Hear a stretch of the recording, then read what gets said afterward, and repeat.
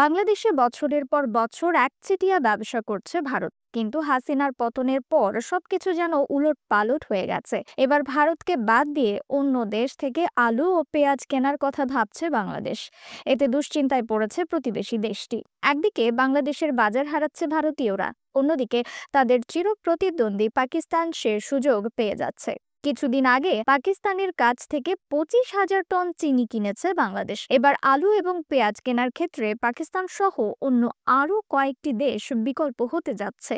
এতে উদ্বেগ বাড়ছে নয়াদিল্লির। এ বিষয়ে মঙ্গলবার একটি প্রতিবেদন প্রকাশ করেছে ভারতীয় সংবাদ মাধ্যম ইন্ডিয়া.কম। প্রতিবেদনে বলা হয়েছে, পাকিস্তানের কাছ থেকে চিনি আমদানির পর এখন আলু পেঁয়াজের জন্য অতিরিক্ত উৎসের অনুসন্ধান করছে বাংলাদেশ।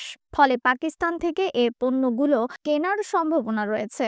পণ্যের নিরবিচ্ছিন্ন সরবরাহ নিশ্চিত করতে এবং অতীতে আলু ও পেঁয়াজের প্রধান সরবরাহকারী ভারতের উপর নির্ভরতা কমানোর জন্য বাংলাদেশের চলমান প্রচেষ্টায় অংশ হিসেবে এই পদক্ষেপ নেওয়া হচ্ছে।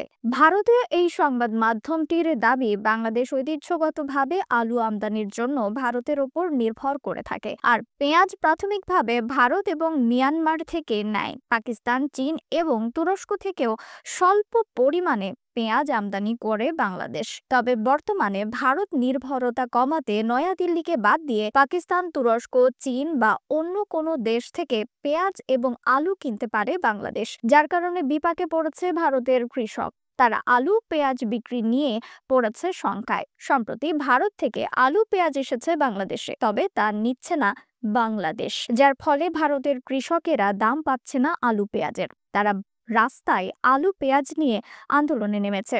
এতে বিপাকে পড়েছে মোদি সরকার। নিউজ ডেস্ক, রিফাত আর ইসলাম, ভোরের আকাশ।